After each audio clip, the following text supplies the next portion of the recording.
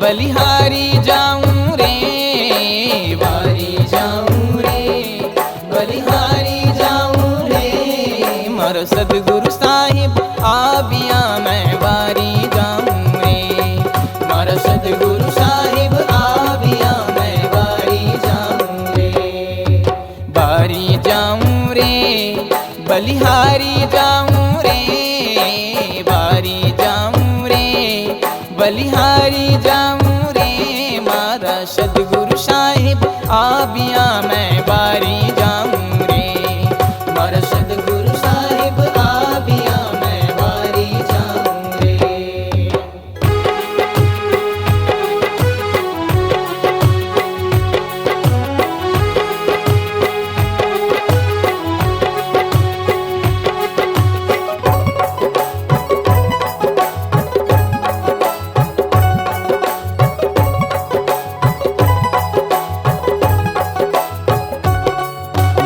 सदगुरु साहिब आया और ज्ञान गोमती लाया।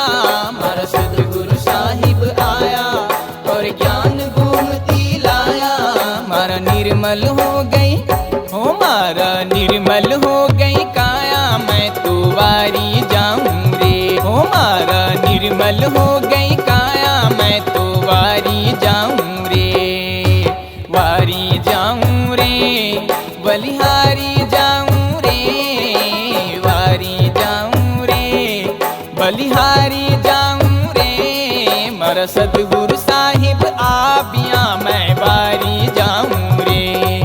मारा सदगुरु साहिब आबिया, मैं वारी जाऊं रे।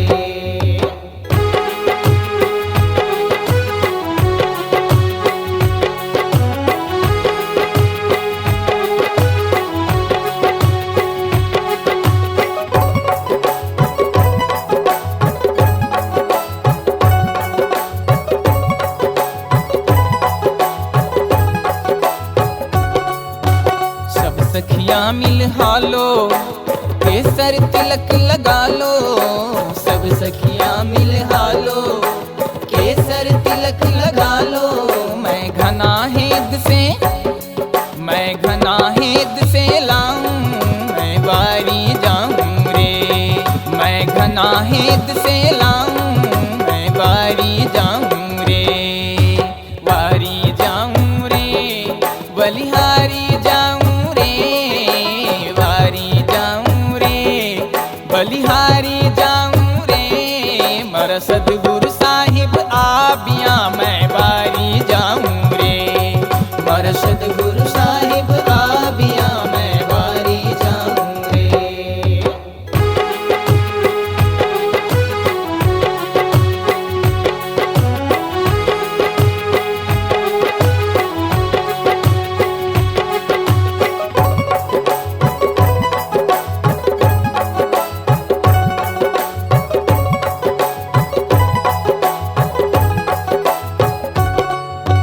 सदगुरु दर्शन दीना, मोर भाग उदय कर दीना। सदगुरु दर्शन दीना, मोर भाग उदय कर दीना। मारो करम भरम सब, ओ मारो करम भरम हर लीना। मैं तो भारी जाऊं रे। ओ मारो करम भरम हर लीना, मैं तो भारी जाऊं रे। वारी जाऊं रे, बलिहारी जाऊं रे। वारी जाऊं रे, बलिहारी जाऊं रे। मारा सदगुरु साहिब आबिया, मैं वारी जाऊं रे। मारा सदगुरु साहिब आबिया, मैं वारी जाऊं रे।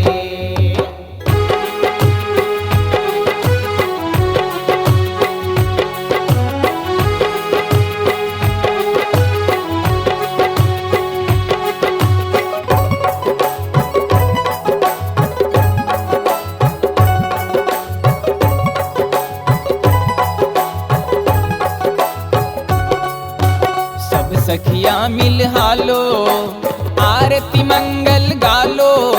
सब सखियां मिल हालो, आरती मंगल गालो। मारो खुल गई भरम की, हो मारो खुल गई भरम की वाणी। मैं तो वारी जाऊं रे। हो मारो खुल गई भरम की वाणी, मैं तो वारी जाऊं रे। वारी जाऊं रे, बलिहारी जाऊं रे। वारी जाऊं रे, बलिहारी जाऊं रे। मारा सदगुरु साहिब आबिया, मैं वारी जाऊं रे। मारा सदगुरु साहिब आबिया, मैं वारी जाऊं रे।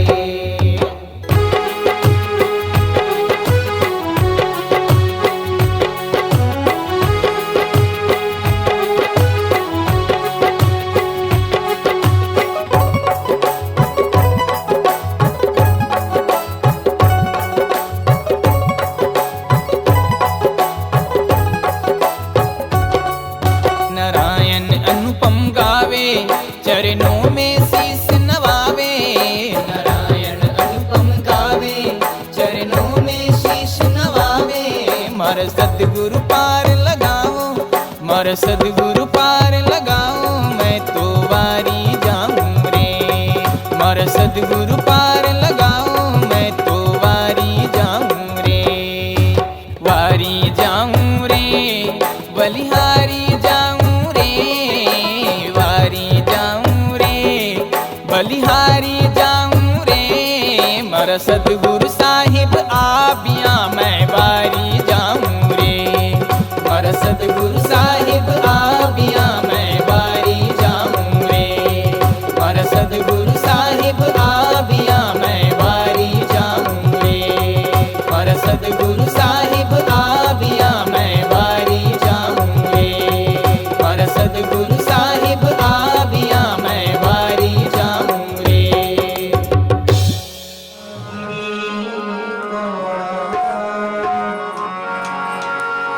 चारों कमल सुधारन मध्य ताहि केला।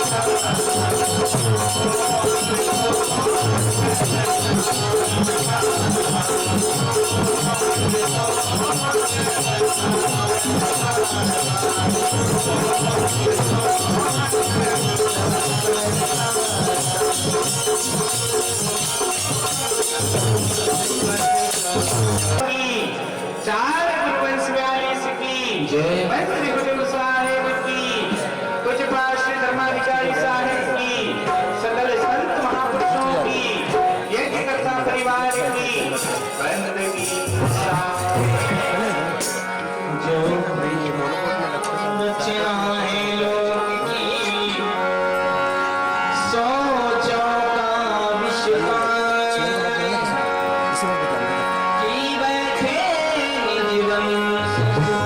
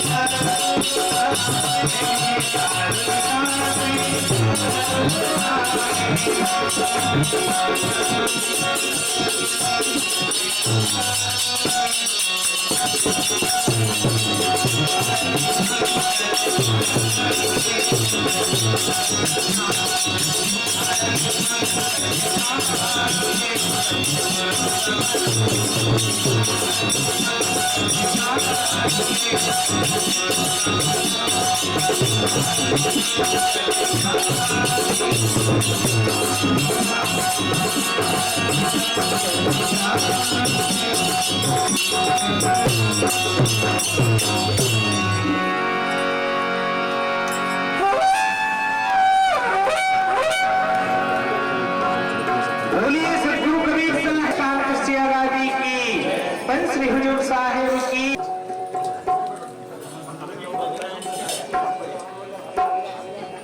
Hare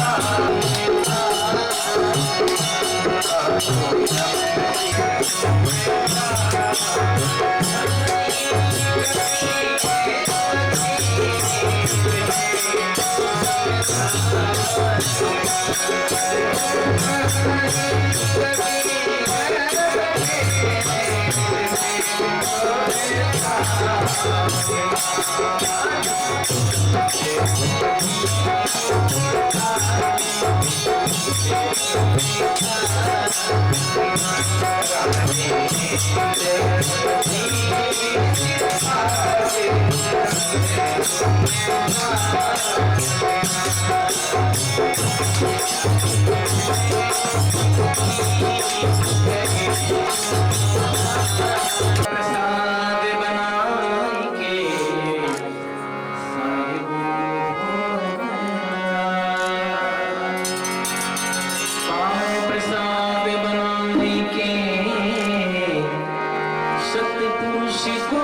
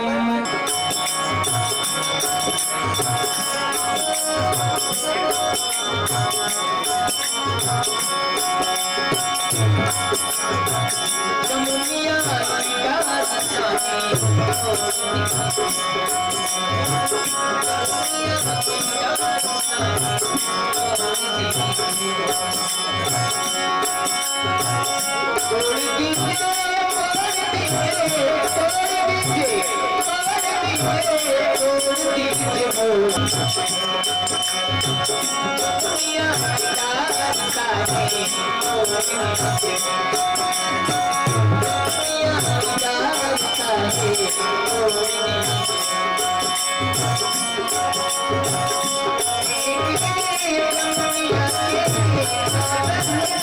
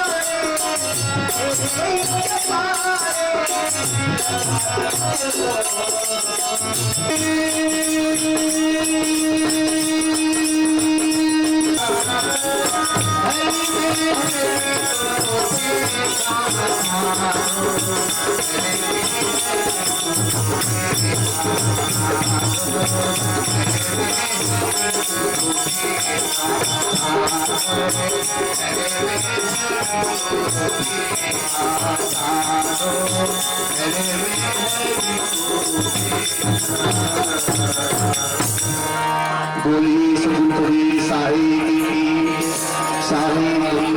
सतगुरु कबीर साहेब की। बोधमयं स्वरूपममलं त्रैलोक्यपूज्यं गुरुं सद्विद्यां सुविविच्य सारशिवदं शिष्यैस्तु संसेवितम् आसीनं रुचिरासने शतदले सौम्याकृतिं सन्निभं तं लीलाधृतविग्रहं यतिवरं वन्दे कबीरं परम् कबीर नामं परमं पुनीतं युगे युगे स्वामी हरन्ति दुःखं दातारमुक्तं पुरुषं पुराणं चरणारविन्दं सततं नमामि वंदो सत्य कबीर के चरण कमल शिरनाए जासु ज्ञान दिन कर निकर भ्रमत मदे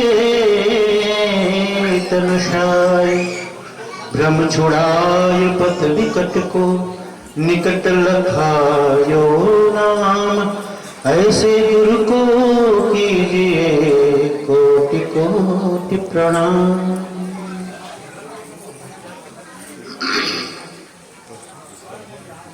अर्चनीय वंदनीय मुदमंगलमय संत समाज,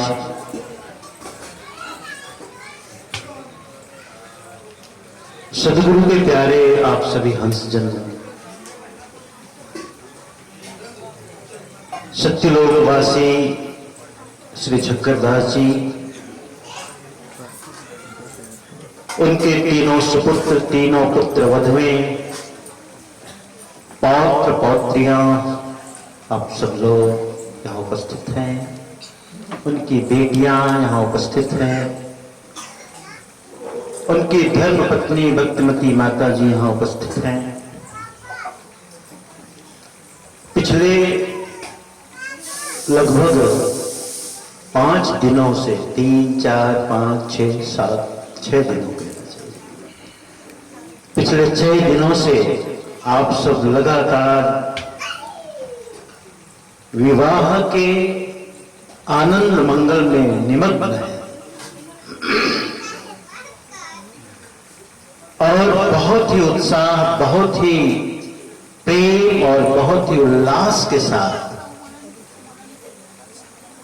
इस विवाह कार्यक्रम को आप सबने संपन्न किया है। वर्षों बाद इस घर में सहनाई बजी है, वर्षों बाद ये छत्तीसगढ़ में जिसको कहते हैं मड़वा, मड़वा गढ़ा है। वर्षों बाद बारात जाने का अवसर मिला है और वर्षों बाद चौथिया आने का अवसर मिला। एक तीसरी पीढ़ी, जगरदास जी को हम प्रथम पीढ़ी माने, रमेश जी उनके तीनों भाइयों को हम दूसरी, तो ये तीसरी पीढ़ी। और ये तीसरी पीढ़ी की पहली शादी, प्रथम विवाह, इसलिए उत्साह में कहीं कोई कमी नहीं, उल्लास में कहीं कोई कमी नहीं, और लगन में, प्रेम में, भक्ति में कहीं कोई कमी नहीं। आपने संतों को आमंत्रित किया। देखो दूर दूर से साहब लोग पधारे हैं। हमारे आचार्य गद्दी कबीर धर्म स्थान खरसिया के तीसरा स्थान, सबसे बड़ा स्थान। पहला तो आचार्य गद्दी कबीर धर्म स्थान खरसिया, दूसरा स्थान है सदगुरु की प्राकट्य भूमि लहरतारा धाम, और तीसरा स्थान है सदगुरु कबीर आश्रम लिमतरा। और लिमतरा के परम श्रद्धेय परम वंदनीय महान श्री पंचम दास साहब यहां पधारे हैं। आपने आमंत्रित किया था हमारे ऐसे एक स्थान से, और कबीर आश्रम सेलूत से, वहां के भी छोटे महान श्री परमेश्वर दास जी साहब आए थे। हमारे बीच विराजमान हैं बहुत ही पावन ग्राम, ऐतिहासिक ग्राम, प्रामाणिक ग्राम पेंड्री, वहां भी सदगुरु कबीर आश्रम है और आप सभी को उसकी प्रसिद्धि ज्ञात है। वहां से महर्षि सेवादास जी साहब, सेवादास जी साहब विराजमान। ऐसे ही हमारे एक और वहां से परसदास जी साहब हमारे बीच में हैं, मांझी टोला से। साथ ही मेरी मंडली के सभी संत जन यहाँ उपस्थित हैं। श्री गौतम दास जी, टुकेश्वर दास जी, दिनेश दास जी, अनुपम दास जी, रामदास जी, विवेकानंद, और सुदूर वाराणसी काशी से पधारे गगन दास जी और उनके पिताश्री, दादाश्री, अच्छा दादाश्री, श्री रमेश सोनवानी जी, श्री तोषण जी, श्री नारद जी। भक्ति के आने के उपलक्ष्य में गुरु की पूजा, सदगुरु की पूजा, सत्पुरुष की पूजा स्वरूप इस मंगल आरती, चौक आरती का विधान किया जाता है। उस आरती में दोनों वर और वधू नारियल भेंट करके विराजमान गुरु से, सदगुरु से, महंत साहब से, कन्यार से आशीर्वाद प्राप्त करते हैं। परिवार के सब लोग आशीर्वाद प्राप्त करते हैं।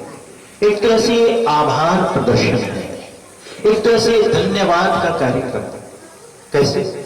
हे सदगुरु, हे परमात्मा, आपने बड़ी कृपा की, आपका आशीर्वाद कि सब कार्य सकुशल संपन्न हो गया, जैसा हमने चाहा वैसे संपन्न हो गया। किसी तरह की विघ्न बाधा नहीं, किसी तरह की रुकावट नहीं, किसी तरह की परेशानी नहीं, और ये सब सिर्फ आपकी कृपा और आशीर्वाद से हुआ।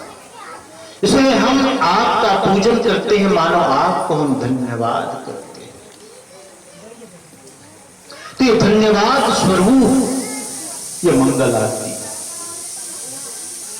और यह जो परिवार है, आज मैं सत्यलोकवासी श्री चक्रदास जी का पुण्य स्मरण करता हूं। आज वे होते तो कितने खुश होते, उनके आंखों में खुशी के आंसू होते कि आज मैं अपने पौत्र की शादी विवाह में शामिल हो रहा हूं। उन्हें कहते ना, 2 दाना चावल टिक रहा हूं, उन्हें आशीर्वाद दे रहा हूं। निश्चित रूप से हम उन्हें स्मरण करें, याद करें। उनका भी आशीर्वाद है इस परिवार में, उनकी मेहनत है, उनका श्रम है। आज जो ये ऊंचाई आपने अर्जित की है, ये बुलंदी आपने हासिल की है, तो उन पिता का भी आशीर्वाद है, उनकी दया है। और पूरे परिवार ने बड़े उत्साह के साथ इस नए सदस्य के रूप में, श्वेता के रूप में, नई वधू के रूप में, नई वधू बहू के रूप में इस घर में आप सबने उनका स्वागत किया है। हम संत जन भी most welcome to you Shweta, इस नए घर में बहुत बहुत बहुत स्वागत है। तुम आई हो, खुशी बनकर आई हो, तुम आई हो सौभाग्य बनकर आई हो, तुम आई हो लक्ष्मी बनकर आई हो। इस घर में आई हो तो इस घर के नियमों का, संस्कारों का पालन करना, और इस घर में एक गरिमा है, एक गौरव है, एक संस्कार है, उसे अपने जीवन में अडॉप्ट करना, ये हमारे गेमन भाई हैं और सबसे बड़े सुपुत्र हैं इस परिवार के, बहुत भोले, बहुत प्यारे। और बातें होगी बाद में। पहले तो यही कि इन दोनों को खूब खूब खूब खूब आशीर्वाद, श्वेता और गेमन को। सदा सुखी रहो, सदा स्वस्थ रहो, सदा निरोग रहो, धन धान्य से परिपूर्ण रहो और संतान से परिपूर्ण रहो, भक्ति से परिपूर्ण रहो, सदगुरु की भक्ति से परिपूर्ण रहो। खूब खूब खूब आशीर्वाद। प्यारे हंसनों, ये बड़ा ही सुखद अवसर, मांगलिक अवसर हमारे बीच उपस्थित हुआ। विवाह का मतलब ही होता है, संस्कृत शब्द है विवाह, वि उपसर्ग है, वह धातु है, वह से ही वहति, वहतः वहन्ति रूप बनता है। तो विवाह का मतलब होता है वह माने वहन करना, विशिष्ट प्रकार का वहन। विवाह को देखो, अर्थ को समझो आप। वहन माने जिम्मेदारी, एक विशिष्ट जिम्मेदारी है विवाह, और उस विशिष्ट जिम्मेदारी को दोनों मिलकर के वहन करते हैं। जब 7 फेरे लेते हैं तो कन्या यानी वधू वर से 7 वचन भी लेती है। उन वचनों में एक वचन ये भी है कि देखो, अब आप साधारण नहीं रहे, अब आप सामान्य नहीं रहे, एक जिम्मेदार व्यक्ति तुम बन रहे हो। इसलिए परिवार, संतान और गृहस्थी की पूरी जिम्मेदारी को निभाना, तब मैं तुम्हारी वामांगी बनने को तैयार हूं। वाम अंगम आयामी तदा त्वदीय जगात वचनम प्रथमम कुमारी। 7 वचन। मैं बहुत पढ़ा नहीं था, लेकिन जब गेमन की शादी हुई, जब मुझे खबर मिली तो मुझे लगा पढ़ना भी चाहिए, विवाह का क्या मतलब होता है। तो थोड़ा स्टडी किया क्या चीज है। और एक विवाह एक परंपरा है। कहते हैं कि वैदिक काल में श्वेत केतु उन्होंने ही इस विवाह की रिवाज और नियम और व्यवस्था को कायम किया। विवाह का मतलब है हम अपने वैशिष्ट्य को भूलकर वर भी और वधु भी। देखो, वर में भी विशेषता होती है और कमी भी होती है, वधु में भी विशेषता होती है और कमी भी होती है। तो यानी दोनों का मिलकर चलना कि देखो, आज के बाद तुम अपनी विशेषता को छोड़ दो, मैं भी अपनी विशेषता को छोड़ दूं। क्यों? क्योंकि हो सकता है उसी विशेषता का मुझे अहंकार हो जाए कि मैं कुछ विशिष्ट हूं। हम अपनी विशिष्टता को छोड़कर और अपनी कमियों को दूर कर, अब हम अपना अलग अलग व्यक्तित्व तो नहीं होगा, अब हम दोनों का संयुक्त व्यक्तित्व होगा।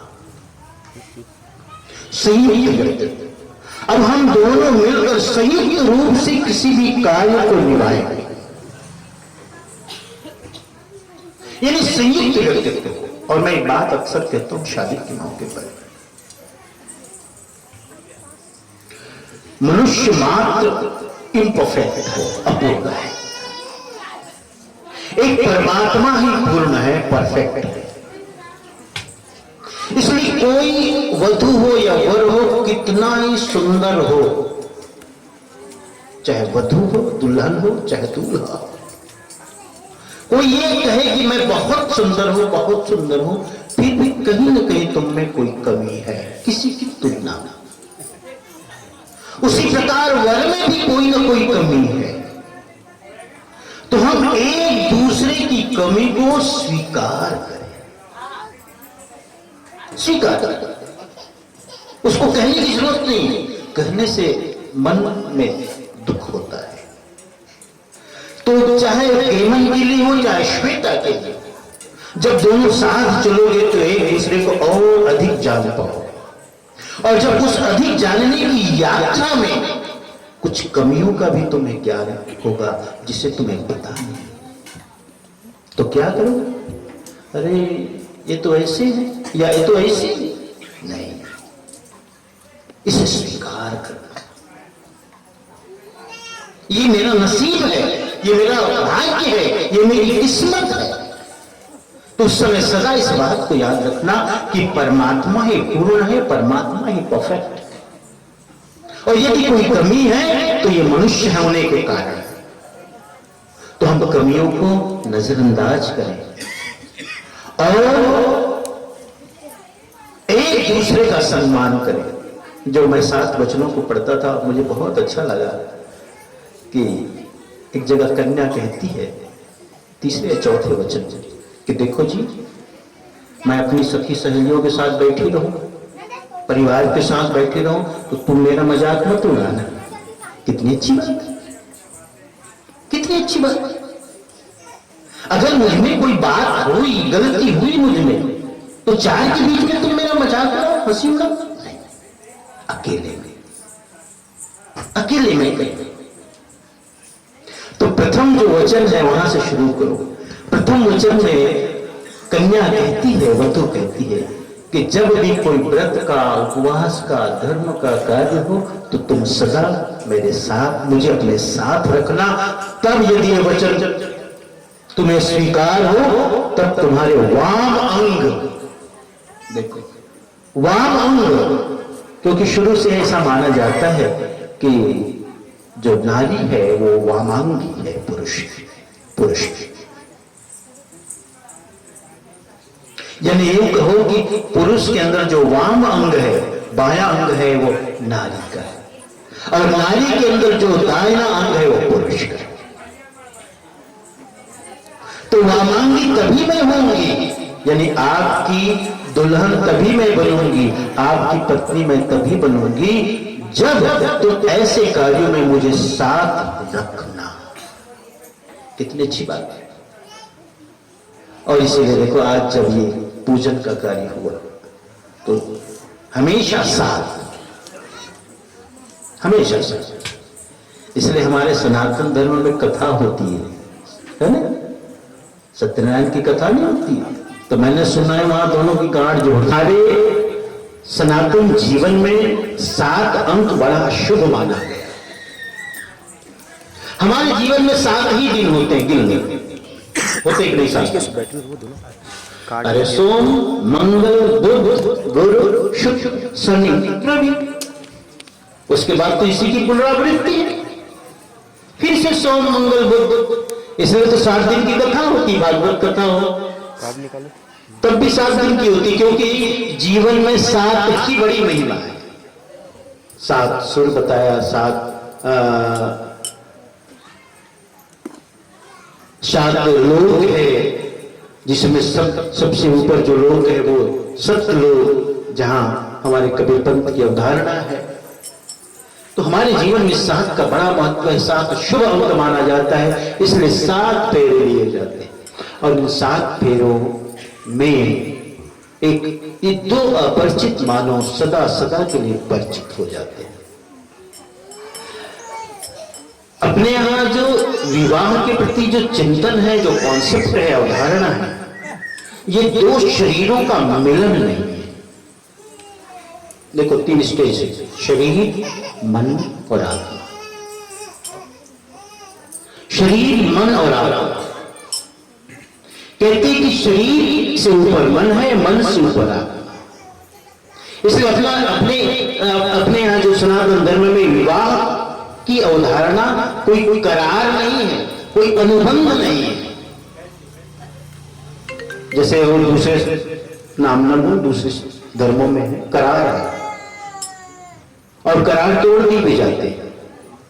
लेकिन अपने यहां यह अवधारणा है कि 7 जन्मों का रिश्ता है। देखो फिर 7 आ गया, जन्म भी तो 7,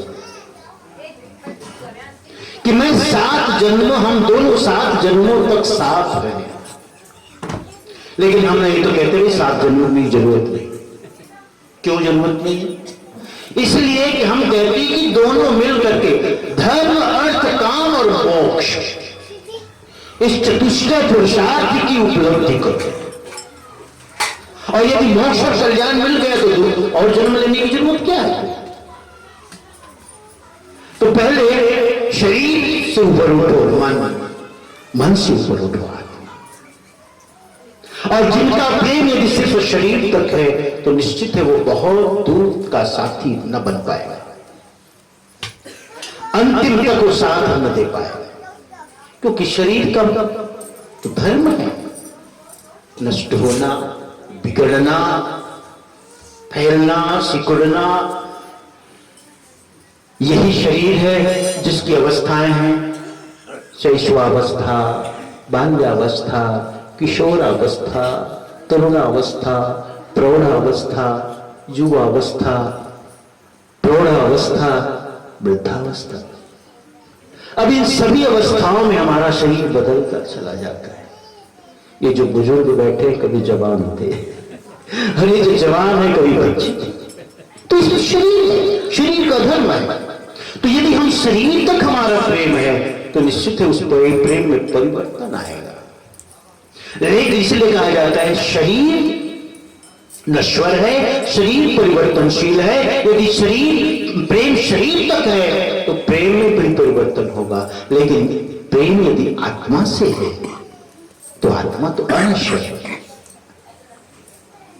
तो इन सारी स्टेजों से ऊपर उठते हुए शरीर से मन और मन से आत्मा से जुड़ाव बने, तभी वो विवाह अपने अंतिम लक्ष्य मोक्ष को प्राप्त कर पाता है। इसलिए मैं इन अवसरों पर वर वधुओं को सदा इस बात के लिए का आशीर्वाद देता हूं और सलाह देता हूं कि देखो, जीवन में सुख भी आएंगे, दुख भी आएगा, मान भी आएगा, अपमान भी आएगा, हानि, लाभ, जय, पराजय सब आएंगे। लेकिन तुम विचलित नहीं होना, तुम विचलित नहीं होना, सदा अडिग रहना। दुख को भी जानना मेहमान है और सुख को भी जानना मेहमान। जो इस तरह सुख और दुख को देखे, जो इस तरह मान और अपमान को देखे, जो इस तरह लाभ और हानि को देखे, वो सदा आनंद में रहता है, सुखी रहता है। तो जीवन में सब आएंगे। इसलिए श्वेता, गेमन, तुम दोनों के लिए एक नई जिंदगी की शुरुआत, एक नए जीवन की शुरुआत। मानो दो अपरिचित नदियां एक जगह मिलती हैं और फिर आगे की यात्रा, और आगे की यात्रा समंदर की है, समुद्र की है, सागर की है, और वही परमात्मा है। सागर यानी परमात्मा। तो दोनों मिलकर जीवन को जियो और हम उस मोक्ष और परमात्मा तत्व की प्राप्ति करें, ऐसा तुम्हारा जीवन रहना चाहिए। थोड़ी सी बात और, परिवार में बहुत बड़ा परिवार है। इस बड़े परिवार में तुम आई हो श्वेता के। देखो, रमेश जी सबसे बड़े हैं, भाइयों में नारद सबसे छोटे, और तीनों भाइयों में 5 बेटे कितना पड़ा है 5 बेटे और 2 बेटियां। थोड़ी सी बात कह दो, वो सबसे छोटा शिव है, जरा ध्यान रखना, बहुत लाड़का है वो। उसे तो बिल्कुल पुत्रवत स्नेह रखना। बहुत अल्हड़ है, बहुत इनोसेंट है, बहुत होनहार है, ठीक है। तो ऐसा ये परिवार है। जो तो कहा जाता है जो भाभी होती है, देवर उसके लिए पुत्रवत होते हैं, है ना। तो सबका इसी तरह मान रखना, प्रेम रखना, सबका सम्मान रखना।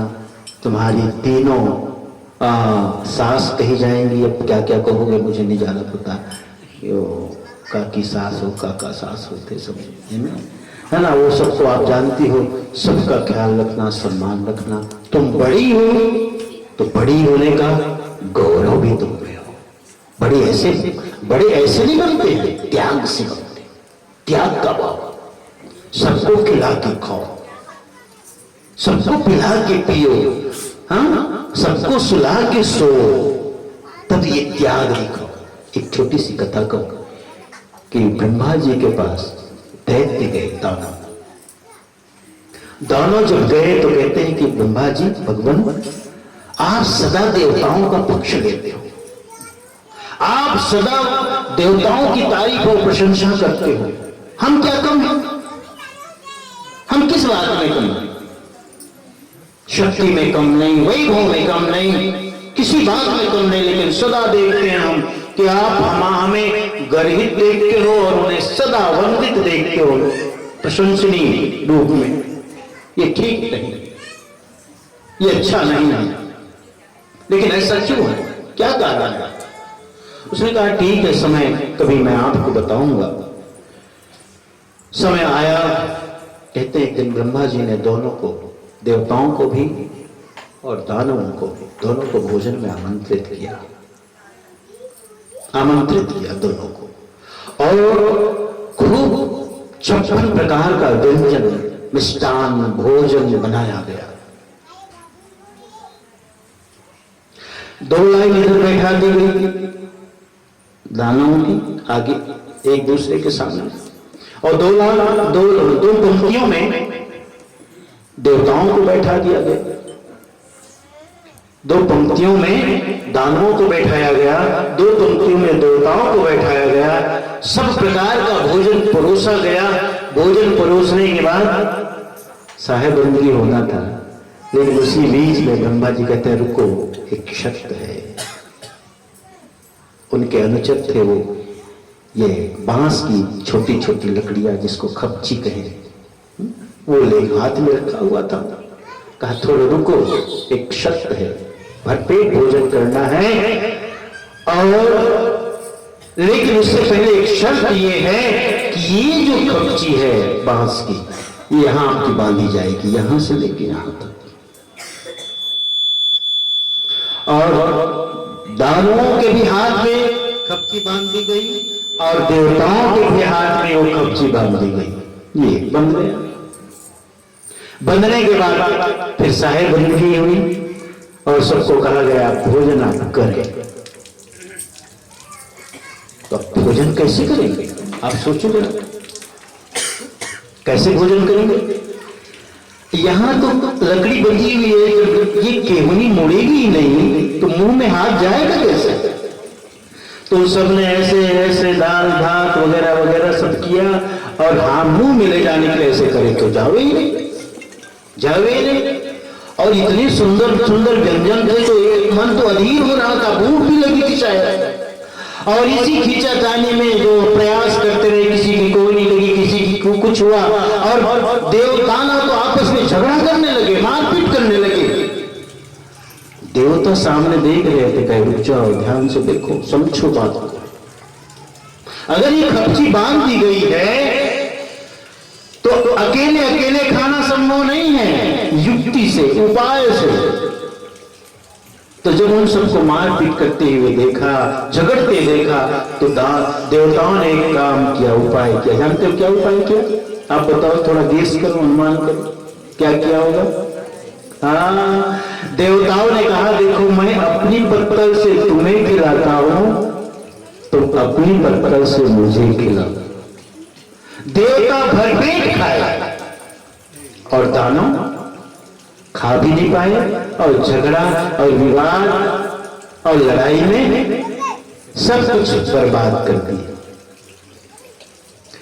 ब्रह्मा जी के पास सब गए, बताइए आपको बुलाए थे फैसला करने के लिए, जो भी हुआ सो हुआ, लेकिन आप फैसला करो।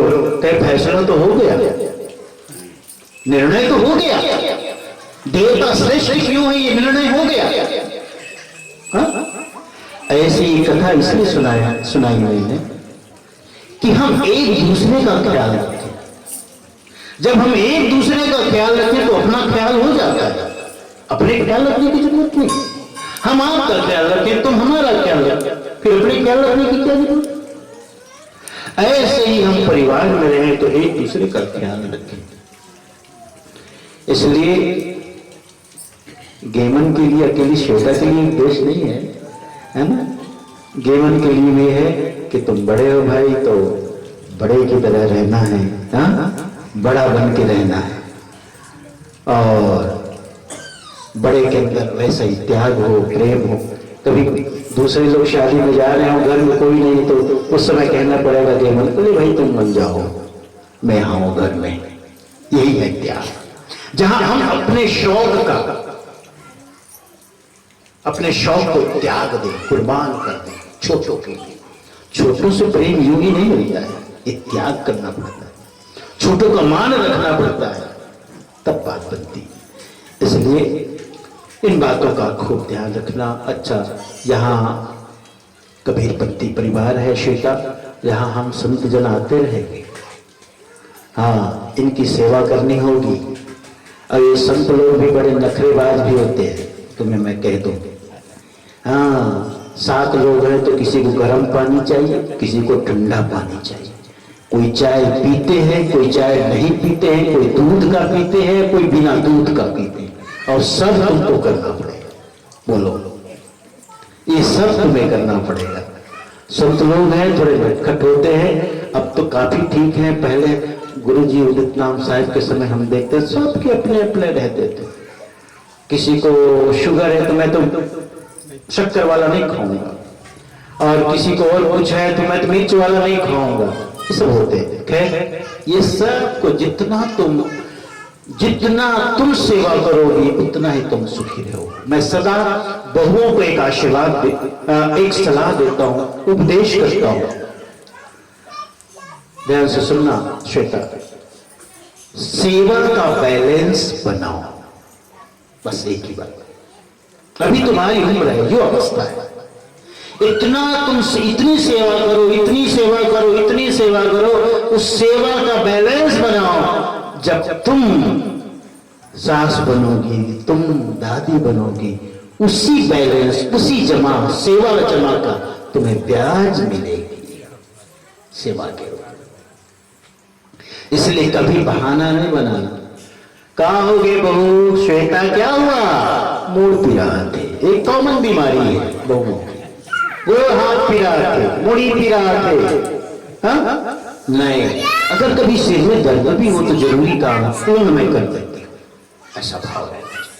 सदा सेवा के प्रति तत्पर रहो, है ना? और सुबह में जल्दी उठना। मेरे पास शिकायत भी आती है, साहब तो नाम थोड़ा उसे नाम मत लेना, बहुत देर से उठती है सर, है ना? तो समय से उठो, समय से सो जाओ, समय से उठो, स्वास्थ्य के लिए भी अच्छा है ना? तो इन सब चीज का पालन करना, बड़ों का मान रखना, इस घर की मर्यादा का सदा ख्याल रखना, एक अदब, एक लिहाज, एक मर्यादा, इन सब का सदा ख्याल रखना। बाकी खूब खूब खूब खूब आशीर्वाद गेमन को भी। अगर कुछ अटपट करे तो बता दो मेरे को, हाँ, कभी भी हो, मैं तो कह देता हूँ, ठीक कर दूंगा इसको मैं। बहुत प्यारा बच्चा है गेमन, बहुत भोला है ना? और जब से शादी की तिथियां बनी है तब से बड़ा उत्साहित था। अच्छा लगा, संतों को आपने प्रारंभ से ही बुलाया। 3 तारीख से हमारे संत लोग हैं यहाँ। एक संत को आपने परिवार की तरह मान दिया है, इसलिए आप सबका एक संस्कार है, बहुत अच्छी बात। और सभी संत लोग यहाँ प्रथम दिन से ही मौजूद हैं और आपके हर प्रसंग में शामिल हुए। मैं भी आया, कितनी बड़ी भीड़ थी कल का समाज में देखा तो आश्चर्यचकित रह गया मैं भी। और इतना बड़ा समाज आपने बड़े प्रेम से बुलाया था, इसलिए आपकी स्नेह निमंत्रण को का मान रखने सारे आए, ये बहुत बड़ी बात है। सबका आपने अच्छा से आदर किया, सम्मान किया, खूब खूब आशीर्वाद आप सभी को। और मैं एक बात और कहूँगा मेरे लिए कि देखो, अपने गुरु और गुरुद्वारा से इसी तरह भाव प्रेम सदा रखना। आगे हमें एक बड़ा कार्यक्रम करना है कि नहीं? हाँ, बढ़िया से मेहनत से कमाना है आपको, अब अकेले नहीं हो तो हाँ हाँ खूब मेहनत करना। एक बड़ा कार्यक्रम मुझे करना है और मैं कह देता हूँ, रमेश भी बैठे यहाँ, उस बड़े कार्यक्रम में एक दिन का भंडारा इस झग्गरदास जी साहब की इस साहू जी की स्मृति में और आपके परिवार की तरफ से ये एक दिन का भंडारा आप लोगों को देना चाहिए, ठीक है? तो बहुत बहुत सभी को आशीर्वाद है, खूब खूब आशीर्वाद है श्वेता और गेमन को, साथ ही पूरे परिवार को। इन्हीं शब्दों के साथ वाणी को विराम। सत्यनाम बंदन साहेब।